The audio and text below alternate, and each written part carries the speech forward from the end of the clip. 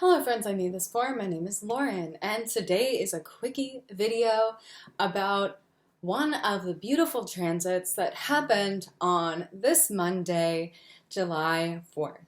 So if you've never been here before, hi, hello, my name is Lauren. I'd like to talk about astrology while looking at the tarot. So we have something visual to kind of ground our idea of what these energies might mean. And if you are a returning subscriber, love you. Make sure to check out the links down below. Like, comment, subscribe, do all of those things if you like what I have to say when it comes to the current astrology right now. So this first video that I'm making this week is all about Mars entering Taurus. So we are going to be looking at Mars, which is represented as the Tower, in its sign of Taurus, which is represented as the Hierophant. This is a really interesting transit to me. So before I get into it, actually, and slow my roll, I want to start by just saying today's sponsor is the shop down in my bio, and the deck I'm going to be using, I'm just going to be using one deck, is going to be the Luminous Void Tarot. A very esoteric deck. So let's pull it out and see what these cards look like and what we can kind of tap into. First, let's start talking about Mars.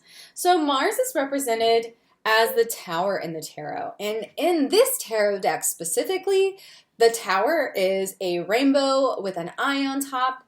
And of course, we have that little friend falling down, which is usually present in the classic representations of this card. So, how does this relate to Mars? Well, Mars can kind of be seen as the way that we move through the world. And not even move through the world. How do we pursue the things we care about? I see Mars as our action. So what might be our actions in this time of Taurus? That can be the question we really want to unpack today. In this representation of the Tower, we remember that Mars is all about making shit happen. It's a very active planet. It's not very passive at all. Mars is the kind of planet that says we have to do things a certain way and we have to do them now. Mars also in the Tower can be represented as how things change either abruptly or slowly. Of course, the Tower is an abrupt change that brings the revolution of something new, the building of something new. It's basically a reminder that perhaps the foundation was not stable and hence things needed to change. So, this is the Tower. This is what it has to relate to us as in relationship to Mars. But what about the Hierophant? So Taurus energy and Hierophant being the representation of Taurus looks like this in this deck. We see a person with a crown, two fingers up. Again, this is usually a symbol indicating a connection to God, holiness, being a channel. Anytime we see fingers pointed up in the tarot, I usually attribute that to how are we connecting to spirit? How are we connecting to our higher selves, our connection with oneness, love, God, all the things, however you want to slice it, dice it, and make it happen.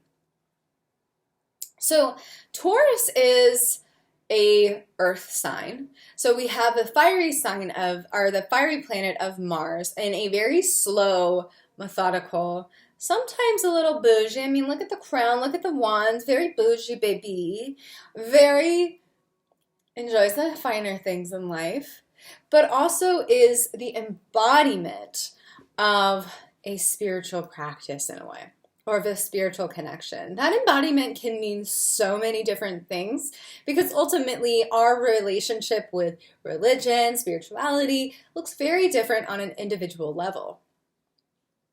But with the Tower being change and the Hierophant being how are we connecting, slowing down, and making ourselves home in the groove of our physical form as we channel all the magic that's coming through us, the invitation for Mars being in Taurus might be for some to stand up for what you believe in with very methodical compassion, to embrace some opulence, but without losing your shit altogether and maybe treating yourself a little too much.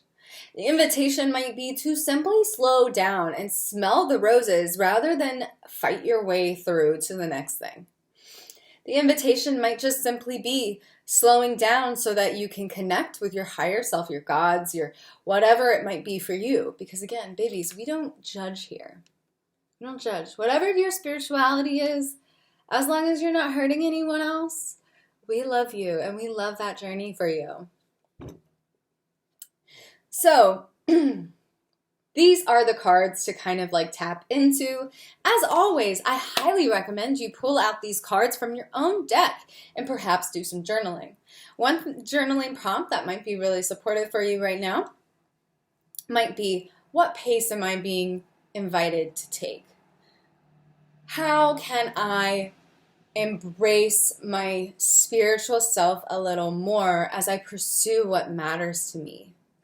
And third, and just like another, again, suggestion on what to journal on right now, what change is being asked about my spiritual self, my physical surroundings, and the way that I inhabit the world? I hope that was supportive. If you want to get some more prompts, I do have a Patreon where I do monthly prompts around themes. The theme for this month is Celebrate. Because it's my 1-year anniversary of being on Patreon, we do monthly art rituals over there. So if you want to join us, come on over, check out the links down below. I hope to see you again in the next one. And until then, friends, bye-bye.